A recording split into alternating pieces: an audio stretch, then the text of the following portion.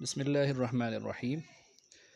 अच्छा जी, आज ये हमारा तीसरा सेशन है इस सिलसिले का, जिसमें हम जल्दी से रिवाइज़ कर रहे हैं इम्पोर्टेंट टॉपिक्स को देखते हुए, इम्पोर्टेंट कंसेप्ट्स को देखते हुए। तो यहाँ तक हम पहुँच गए थे। इसके बाद बात आती है किसकी? मोल मास कन्वर्जन की। इससे मुराद ये है कि एक आपको दिया होगा मोल, आपको गिवन जो होगा किसी चीज़ का वो मोल गिवन होगा और आपसे पूछा हुआ होगा मास। या ऐसे होगा कि आपको मास गिवन होगा और आपको मोल जो है वो मालूम करना होगा। देखें, एक सिंपल सी बात बताता हूँ।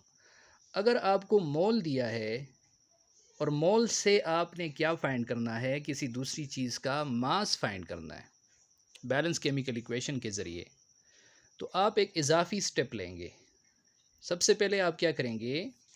मोल से आप उस चीज़ का जिसका आपने मास फाइंड करना है, उससे आप, चूंकि बैलेंस केमिकल इक्वेशन से एक के मोल से आप दूसरे के मोल को फाइंड कर सकते हैं, तो पहला स्टेप तो आप ये लेंगे कि आप मोल से उसका मोल फाइंड कर देंगे।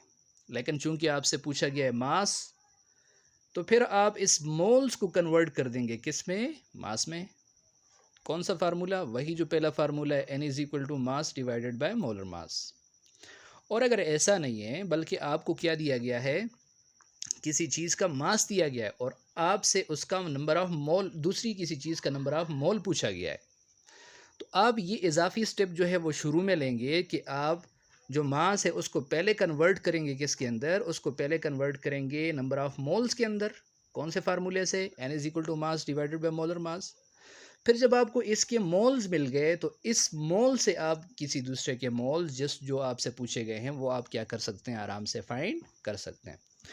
यानी सिंपल सी बात ये कि मोल मास कन्वर्जन के अंदर आपको एक इजाफी स्टेप लेना होता है, जिसमें आपने मास को कन्वर्ट करना होता है किसके अंदर? मोल्स के अंदर। अगर आपको मोल दिया गया है और आपसे मास पूछा गया है, तो फिर मोल से पहले मोल फाइंड कर दें और मोल को कन्वर्ट कर दें मास में। और अगर आपको मास दिया गया और आपसे मोल पूछा गया है, तो सबसे पहला काम क्या करें? मास को कन्वर्ट करें मोल्स के अंदर, फिर मोल मोल के रिलेशन से आप क्या कर लें? दूसरे के मोल को फाइंड कर दें। ठीक है, चलें, यहाँ से सोल्यूशन से पता चल जाएगा, इस एग्जांपल से पता चल जाएगा। देखें ये क्या कह रहा है? How many grams of carbon dioxide can be produced by thermal decomposition of 8.8 moles of ZnCO3। ये कंप्लीट एक सवाल है। ये सवाल आपके सामने है, जो मैंने अभी आपके सामने बोला, ये सवाल एग्जाम्पल 1.6। ठीक है, कह रहे कि कार्बन डाइऑक्साइड के कितने ग्राम्स जो हैं वो प्रोड्यूस होंगे अगर आप थर्मली डिकम्पोज कर दें 8.8 मोल्स ऑफ जिंक कार्बोनेट, और आपको ये इक्वेशन दी गई है। अब देखिए आपसे क्या पूछा गया? आपसे many grams, how many grams, यानी आपसे पूछा गया है मास और आपको दिया क्या गया? 8.8 मोल्स। तो देखें पहला स्टेप क्या करें? 8.8 मोल्स कार्बन जिंक कार्बोनेट से आप कार्बन डाइऑक्साइड के नंबर ऑफ मोल्स फाइंड कर दें। पहला स्टेप जो मैंने आपको बताया, मोल से मोल फाइंड कर दें, मोल से मोल फाइंड कर दें। जब आपको कार्बन डाइऑक्साइड के मोल मिल जाएंगे, उसको कन्वर्ट कर लें किस में? मास में, फार्मूला को यूज़ करते हुए। यही सिंपल सी बात है और कुछ भी नहीं है। तो देखें, अब आपको तो पता है कि कैसे फाइंड करते हैं। तो देखें 1 मोल ऑफ जिंक कार्बोनेट जो है ये 1 mole of carbon dioxide produce करता है। ये आपको किससे पता चल रहा है? बैलेंस केमिकल इक्वेशन से आपको पता चल रहा है। अब कह रहा है कि अगर 8.8 मोल होंगे, तो बताएं कार्बन डाइऑक्साइड के कितने मोल पैदा होंगे? 8.8 मोल प्रोड्यूस होंगे। अब चूंकि आपसे पूछा गया है मास ऑफ कार्बन डाइऑक्साइड, यानी ग्राम्स में पूछा गया है, अमाउंट पूछी गई है, तो आप इस 8.8 मोल को कन्वर्ट कर दें किसके अंदर? मास के अंदर। कैसे फाइंड करेंगे जी? n is equal to mass divided by molar mass. देखिए सबसे पहले फाइंड करें मोलर मास कार्बन डाइऑक्साइड का। कैसे फाइंड करेंगे? कार्बन डाइऑक्साइड के फार्मूले से, CO2 carbon 12 plus oxygen 16 multiply by 2, तो ये 32 प्लस 12 इज इक्वल टू 44 ग्राम पर मोल, ये इसका मोलर मास आ जाएगा। ठीक है, आपने मास फाइंड करना है, आपने क्या फाइंड करना है? ये वाला m फाइंड करना है। तो क्या फार्मूला हो जाएगा यहाँ से? देखें इसको आज जब आप रीअरेंज करेंगे, n is equal to m divided by capital M, छोटा m में गिवन मास के लिए और बड़ा जो है वो मैं मोलर मास के लिए वो कर रहा हूँ, यूज़ कर रहा हूँ। आपने ये वाला मास क्या करना है? फाइंड करना है। तो देखें m इक्वल हो जाएगा किसके, ये m इस तरफ लाएंगे तो ये इसके साथ क्या हो जाएगा, मल्टीप्लाई, यानी n मल्टीप्लाई बाय m। अब आपके पास नंबर ऑफ मोल कितने हैं, 8.8, ये जो नीचे नज़र आ रहा है आपको 8.8 मल्टीप्लाई बाय मोलर मास कितना है जी, 44। तो ये हो जाएगा 8.8 मल्टीप्लाई बाई 44। यहाँ चूँकि ये मास है तो ये ग्राम हो जाएगा, सॉरी ये मोल है तो ये क्या हो जाएगा, इसका मोल लगेगा यूनिट, और इसके साथ क्या लगेगा, ग्राम पर मोल, इसके साथ क्या लगेगा, ग्राम पर मोल। तो मोल मोल के साथ क्या हो जाएगा, कैंसल।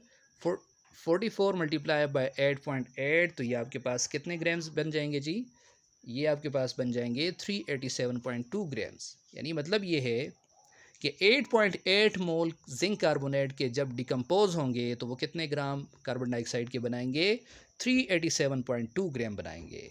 ठीक है, दूसरा देखें, how many moles of NaCl are produce from 15.5 gram of HCl according to the neutralization reaction. अब देखें बात उलट कर दी है, पहले आपको मोल्स दिए गए थे, आपसे मास पूछा गया था, अब आपको मास दिया गया है और आपसे क्या पूछा गया है, नंबर ऑफ मोल्स।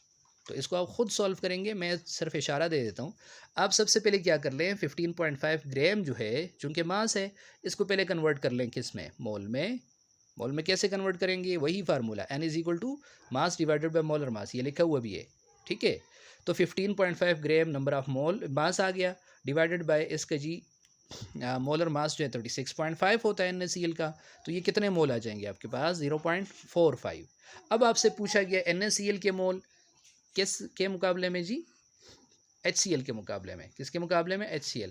तो देखें 1 मोल जो है वो 1 मोल NaCl का बनाता है, तो 0.45 मोल कितना बनाएगा, तो इतना ही बनाएगा। तो ये इसका क्या आ जाएगा, आंसर आ जाएगा। तो आप कहेंगे 0.84 मोल HCl का कितने मोल पैदा करेगा जी, NaCl के 0.45 मोल पैदा करेगा। और चूंकि आपको शुरू में 15.5 ग्राम लिया हुआ है, जो असल में कितने मोल है, 0.42 मोल है, तो आप लिख सकेंगे फिर आखिर में कि 15.5 ग्राम ऑफ HCl जो है वो प्रोड्यूस करता है कितने मोल, 0.425 मोल। प्रैक्टिस प्रॉब्लम है, ये भी इसी तरह का होगा। आपको देखें, आपसे पूछा गया how many grams of carbon dioxide can be produce by thermal decomposition of 6.5 मोल।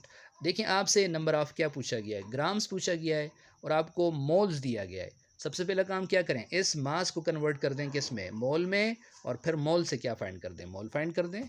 ठीक है, दूसरा देखें, calculate mole of carbon copper oxide obtained from 110 gram of copper sulphate. अब देखें, अब आपको मास दिया हुआ है, इधर भी मास दिया हुआ है, और आपसे क्या पूछा गया, मोल। तो सबसे पहले इसको कन्वर्ट कर लें किस में, मास में, और मास से सॉरी इस मास को कन्वर्ट कर लें मोल में, और मोल से आप किसके मोल फाइंड कर दें जी, कॉपर ऑक्साइड के, इसके। तो जब आप मोल फाइंड कर देंगे तो यही आपका जवाब है, यही आपसे पूछा गया है। ठीक है, ये रही बात किसकी, मोल मास कन्वर्जन की। आगे बात आती है मास मास कन्वर्जन, तो चलें उसको नेक्स्ट इंशाल्लाह अगली वीडियो में हम क्या कर लेते हैं, डिस्कस कर लेते हैं।